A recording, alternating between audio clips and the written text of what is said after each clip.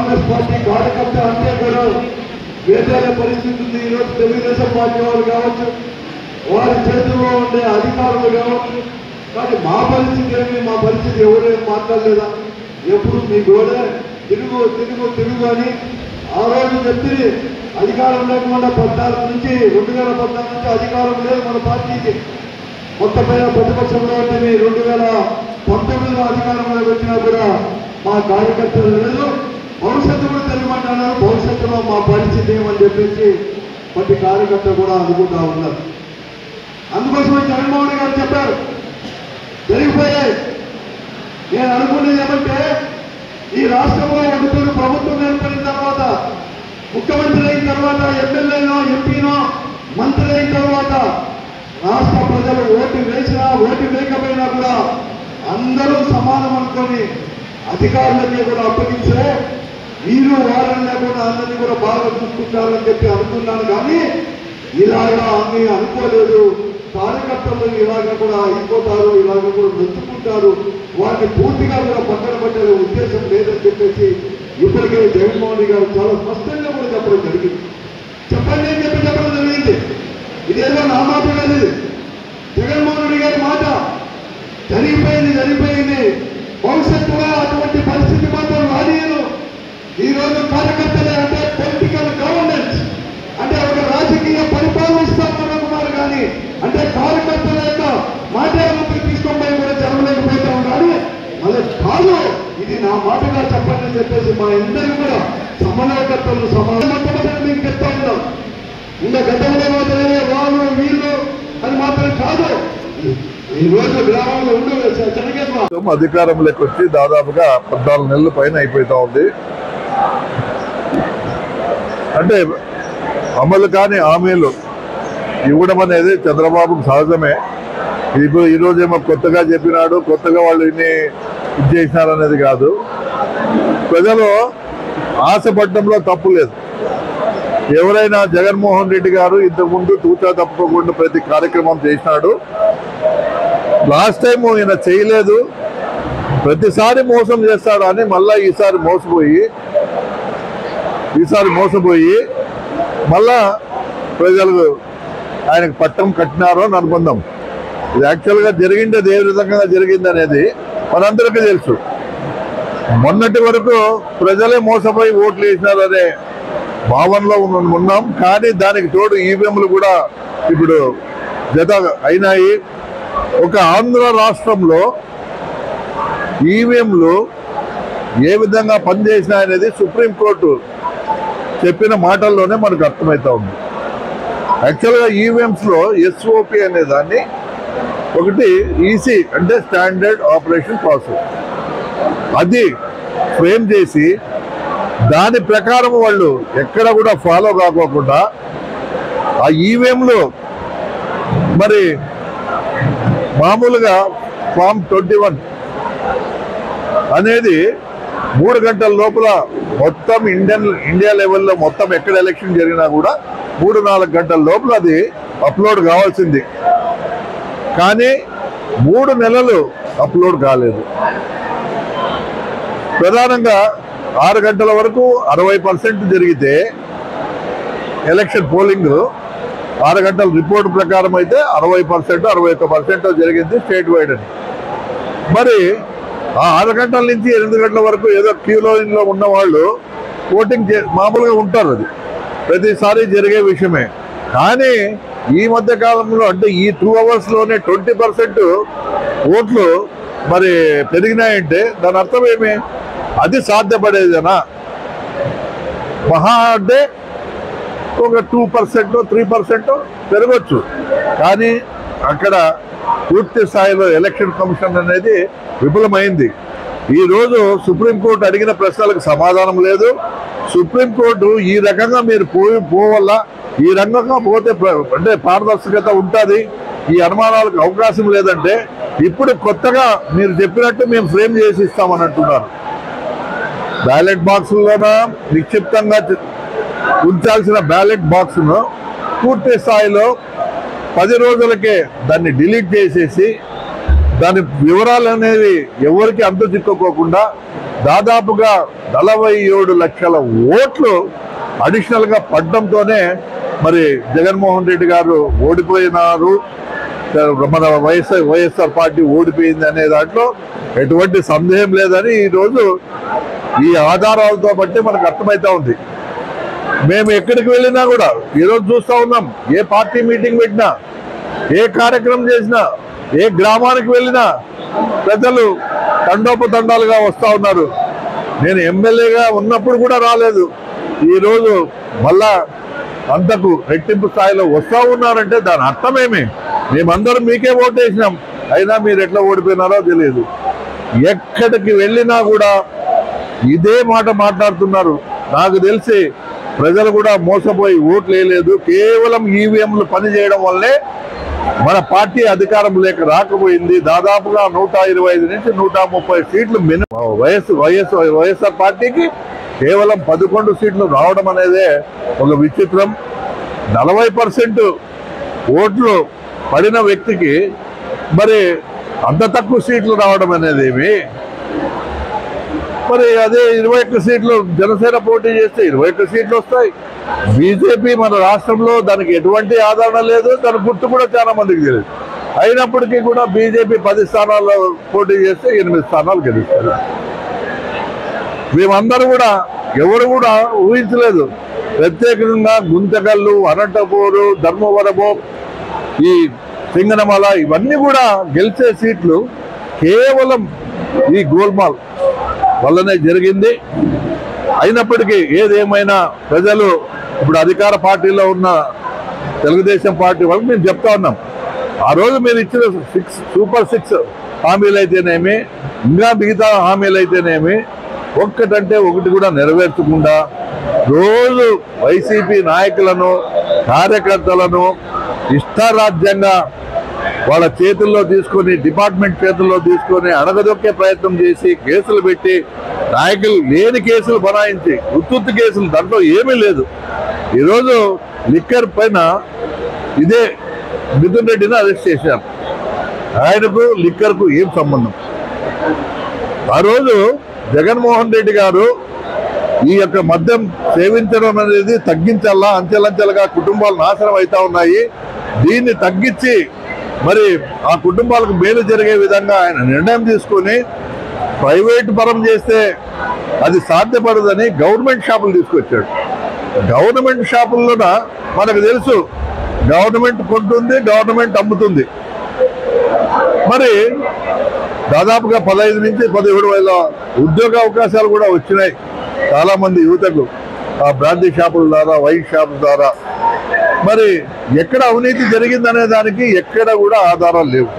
ఏ రకంగా జరుగుతుంది, ఏ రకంగా అవినీతి? ఈరోజు ఇదే చంద్రబాబు నాయుడు ఎంఆర్పి రేటు కంటే మరి దాదాపుగా 18% మరి ఎక్కువ చేసి మళ్ళా ముందు రేపు పెట్టిండే పర్సెంటేజ్ కంటే వాళ్ళ నాయకులు, వాళ్ళ కార్యకర్తలు బెనిఫిట్ కావాలని దాదాపుగా షాపులన్నీ వాళ్ళ పరంగా ఉన్నాయి కాబట్టి ఇంకా దాన్ని పెంచే విధంగా మరి ఆయన పెంచి ఆయనే స్వయంగా మరి ఈ మధ్య కాలంలో దాదాపుగా ఒక క్వార్టర్ పైన మరి 50 రూపాయలు, 10 రూపాయల నుంచి 20 రూపాయల వరకు పెంచిండేది వాస్తవం కాదన్నాడు. ఇవన్నీ ఎవరి జేబుల్లోకి పోతా ఉన్నాయి? ప్రైవేట్ వ్యక్తులు నడుపుతా ఉన్నారు, ప్రైవేట్ వ్యక్తులకి లిక్కర్ సప్లై చేస్తా ఉన్నారు. రీకాలింగ్ మేనిఫెస్టో బాబు షూరిటీ మోసం గ్యారంటీ కార్యక్రమం ఈరోజు గుంతకల్ నియోజకవర్గం కామెడీ మండల స్థాయిలో నిర్వహించడం జరిగింది. దీనికి పెద్ద ఎత్తున మరి కామెడీ పట్టణ మండల నాయకులందరూ కూడా పాల్గొనడం జరిగింది. ఏ కార్యక్రమం చేసినా కూడా ప్రజలు ఈరోజు పెద్ద ఎత్తున ఆ కార్యక్రమాన్ని విజయవంతం చేస్తున్నారు. మనం చూస్తూ ఉన్నాము, కూటమి ప్రభుత్వం ఏర్పాటైనప్పటి నుంచి కూడా కక్ష సాధింపులు, రెడ్ బుక్ రాజ్యాంగాన్ని అమలు చేసి ప్రజలను ఇబ్బంది పెట్టే పరిస్థితులను ప్రతి ఒక్కరు కూడా గమనిస్తున్నారు.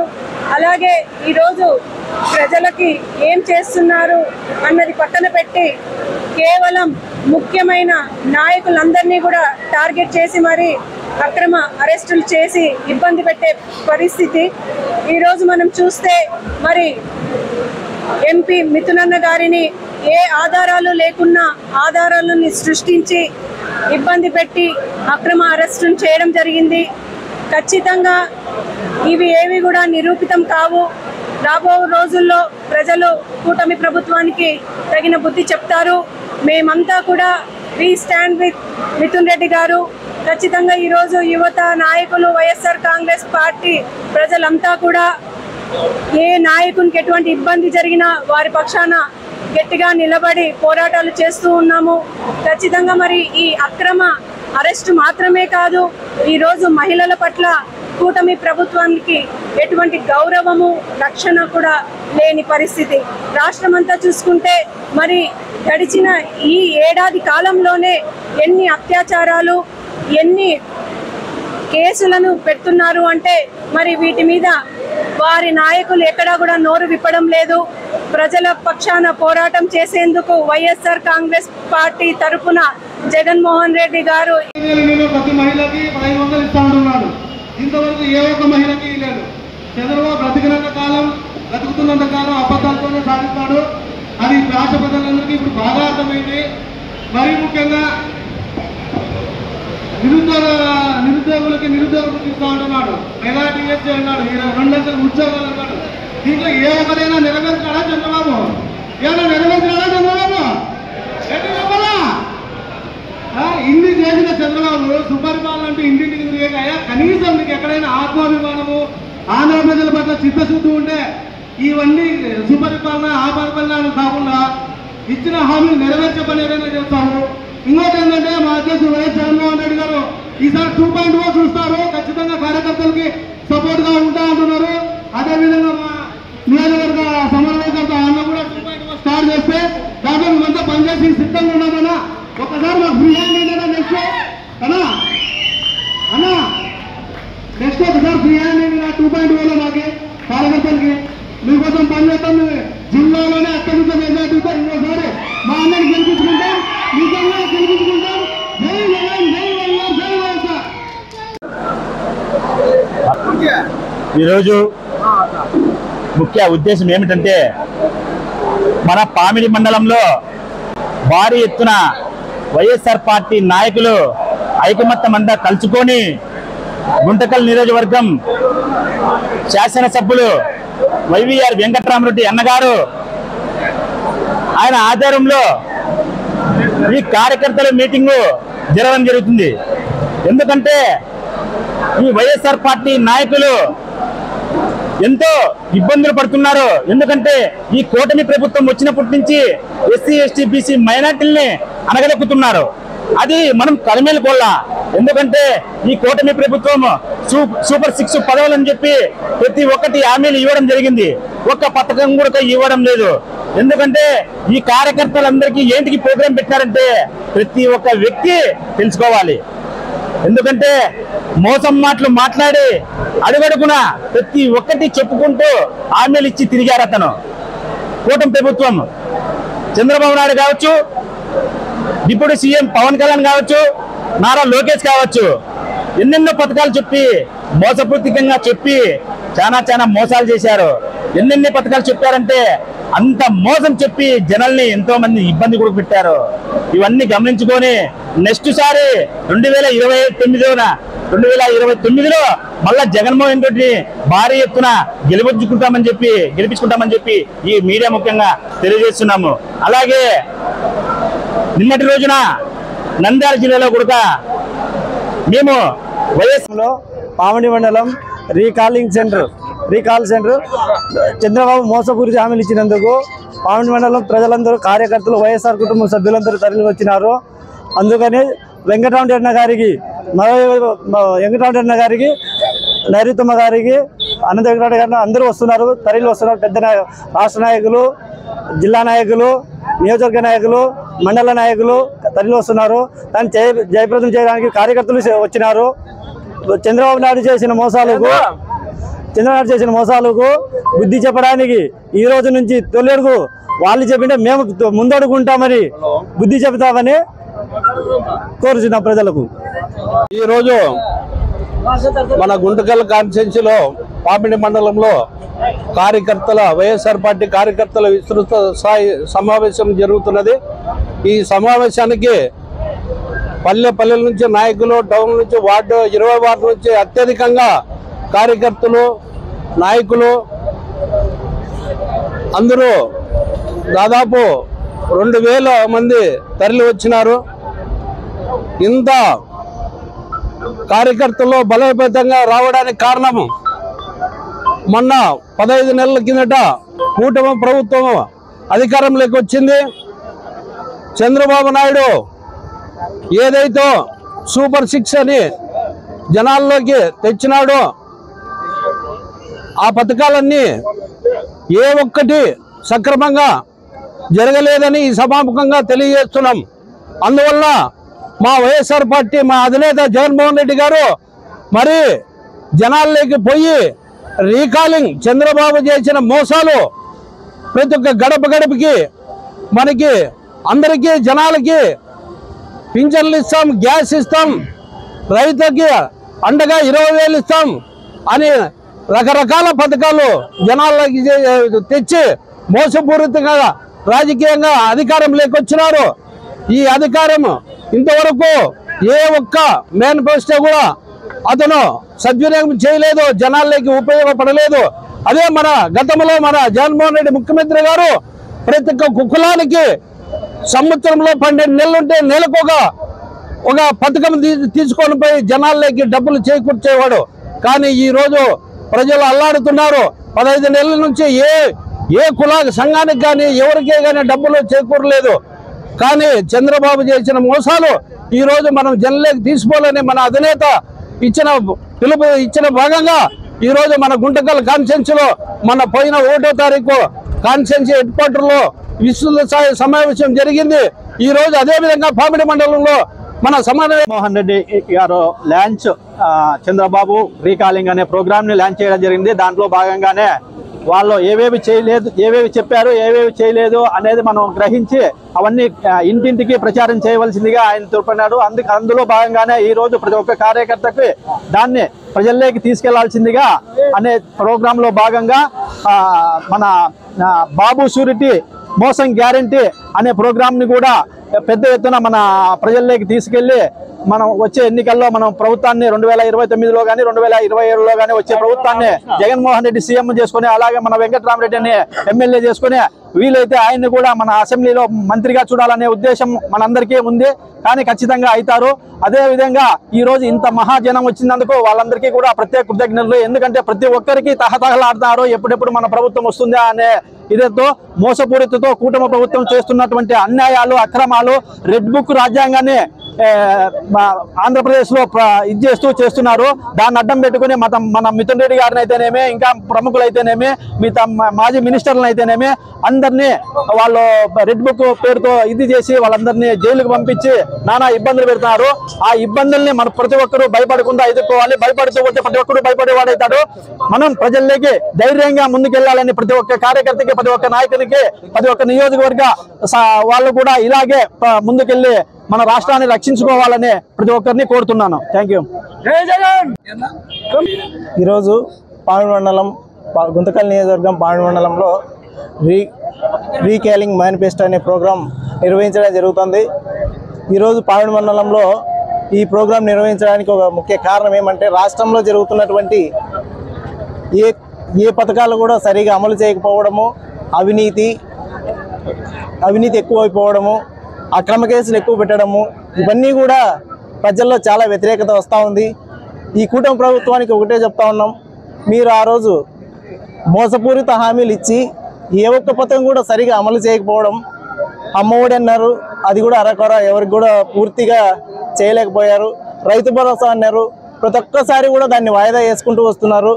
అదే జగనన్న ప్రభుత్వంలో అయితే జూన్ నెలలో ఖచ్చితంగా ఒక డేట్ ప్రకటించి ఆ డేట్ ప్రకారమే ఏ పథకమైనా కూడా ప్రతి పథకానికి ఒక నెల ఒక డేట్ కల్పించి దాన్ని పూర్తి స్థాయిలో అమలు చేసిన వ్యక్తి జగన్మోహన్ రెడ్డి గారు. అయితే ఈ కూటమి ప్రభుత్వం కొన్ని హామీలు కూడా అవి అమలు చేయలేకపోతా ఉన్నారు. ఇదంతా కూడా చూస్తూ ఉంటే ఈ ప్రభుత్వం ఎక్కువ రోజులు కూడా పాలించేటట్లా లేదు. తీవ్ర వ్యతిరేకత ఎదుర్కొంటా ఉన్నారు. మేము ఒకటే చెప్తా ఉన్నాం, మీరు ఈ పథకాలు వేయలేకపోతున్నారు. మేము దీన్ని ప్రజలకి రీకాలింగ్ మేనిఫెస్టో ద్వారా ప్రజల ముందుకు పోతా ఉన్నాం. మీ అవినీతి భాగవతాన్నంతా ప్రజలకి తెలియజేస్తాం. మీరు ఏ విధంగా అయితే మోసపూరిత హామీలు ఇచ్చి ప్రజలకు చేయలేకపోతున్నారు, ప్రతి వ్యక్తి ప్రతి ఇంటికి ప్రతి గడపకు వెళ్ళి మీ గవర్నమెంట్ మీ ప్రభుత్వం గురించి కూటమి ప్రభుత్వం గురించి మీ చేసిన అన్యాయాన్ని వివరించి మళ్ళీ మా జగన్మోహన్ రెడ్డి గారిని ముఖ్యమంత్రి చేసుకోవడానికి, మా గుంటకల్ నియోజకవర్గంలో వెంకటరామరెడ్డి గారిని మళ్ళీ ఎమ్మెల్యే చేసుకోవడానికి మా వంతుగా మా వైఎస్ఆర్ కాంగ్రెస్ పార్టీ కలిసికట్టుగా కృషి చేసి ఈ విజయానికి మేము నాంది పలుకుతామని చెప్పి తెలియజేసుకుంటా ఉన్నాను.